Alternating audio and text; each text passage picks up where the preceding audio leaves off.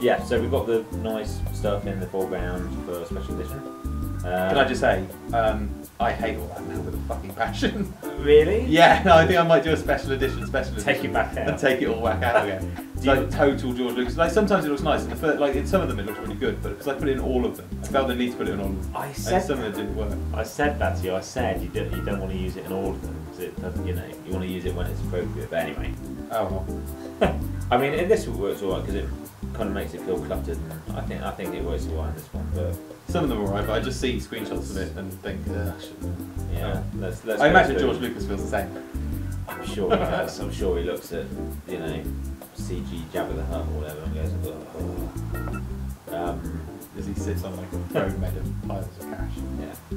I suppose the only stuff that I like in Dan and Ben's flat is when we'd basically finished the game and the whole thing was done and dusted.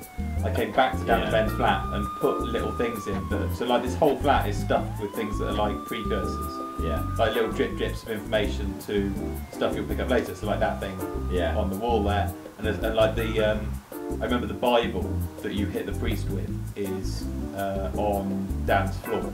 Yeah. And there's also a story about how he got it from a time travelling superhero. So like that ties into the museum stuff. Well, there's a couple of other bits and pieces like that. Yeah, we'll point them out when we get there. So first bit of. I remember laughing so hard at this animation of this little guy. It's like Lost style intrigue. I think we were watching a lot of Lost, and I think that was like the constant thing, wasn't it? That's that's what you said. That's what you called it. Was the Lost style bits to make it put a bit of mystery into it. Yeah, I think which is a good idea. I like this is like, even though we live in London, this is like the tourists' idea of London. We're putting that in the Swindle as well. We're putting like a big steampunk London Eye. Like Michael's going to do a big steampunk London Eye, even though it wouldn't have existed in 1849. That's funny because I saw I think I saw that it's in the hub, isn't it? And I saw the Big Ben. And I was like, oh, that's cool. It's got Big Ben in it. Yeah, Shame London Eye can't be in it. Yeah, no, we're putting one. No, we're putting one in. Yes. Oh, so this is like the same setup as the toilets in the pub, the American pub. People love that joke. People fucking love that joke, don't they? Yeah, I think we toned that up. Like it took us a while to get it exactly right. Actually, we did work on that. Did we? I remember working on anything in this game. No, it's because that was like we were like, this is an important joke to get right and everything. Like you did a whole prop on the floor just for that joke, basically. So it was worth getting the wording right. Gosh. So Dan's done a whole graphic. Dan's gone to the effort of doing some graphics, put some work into the jokes. That's a tremendous quote there. Yeah. Look at that PC. Look at that big bulky PC. That was what PCs used to look like when we made this game.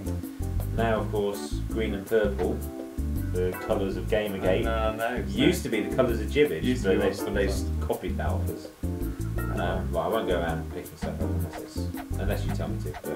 But, so is this the Bible? That's the Bible. Yeah. It's hefty. You could do sorts of damage by it. We got an angry email from a Christian, didn't we, about this game? Did I? Yeah, it was something that, it was just like, well, you think you can disrespect my religion and expect me to buy your game and blah, blah, blah. Yeah. I don't know if it was that particularly subtle. No, I think it was the killing a priest. It might be what it was. The bit where you murder a priest. Yeah. That's the one that you got from. It wasn't the superhero, Dan. You weren't as clever as you thought. You're a stranger in a mask. Oh, okay. With Miss Mouse. You're cleverer than I thought, and cleverer than I thought I was. Anyway. So, joke is, of course, that Dan's room is much tidier than Ben's, which is complete fictionalisation. This is like the toilets, the opposite of the toilets, isn't it? As well. Yeah. The toilets the other way around, didn't they? Which didn't happen on purpose. That was just two separate jokes about two groups of people who are stereotypically clean or dirty. We're like the new odd couple. Yeah. See, like all these drips down the top, all the stains and stuff.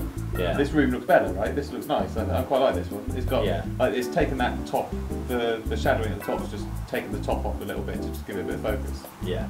I think that one works quite well. So well done. They're not all well done. That one's dreadful. That's too much. Fucking hell. I ran out of shapes. Ran out of shapes at the top. It's a crap blur on, like a weird blur on the top of them. Yeah. Yeah. This. To be fair, they looked awful in the first. They looked awful in the first. That's true. I mean, it's still, again, it's clutter. So at least you didn't put this in Dan's room, so it kind of works. So bowling ball there is Day of the Tentacle, and skateboard shows up in Time Gentlemen Please. It does show up in Time Gentlemen Please. Which is what we want. One of the things we wanted to do in Time Gentlemen Please was the thing that they do in Back to the Future, which is retro engineering. So it feels like in the first film they were setting stuff up for the second film, even though they weren't. Where they did that cleverly with the bunting and stuff. Yeah. We did it by putting a skateboard in. A big red skateboard, lovely shiny yellow wheels. Well, no, but the thing is, we did this just randomly to have a skateboard in because it's Ben and he likes Marty McFly. But then in the second one, we said let's have a skateboard and let's make sure it's the same as that. So I think. Also, look at the size of that skateboard; it's bigger than he is. Everything's bigger than he is. That's the bit of scale you don't like. Yeah.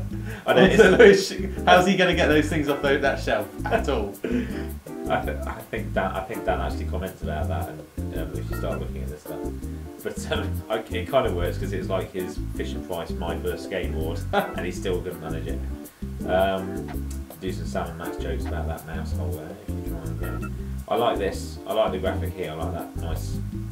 That looks like professional art. I think it's because it's like you use a darker colour of this one instead of a black line. I think it looks quite nice. Thanks very much. It's like that and the ticket floating around in Bob the Blob later. That's the two good bits of graphics in the entire game. Yeah, that's very kind of you. Thank you.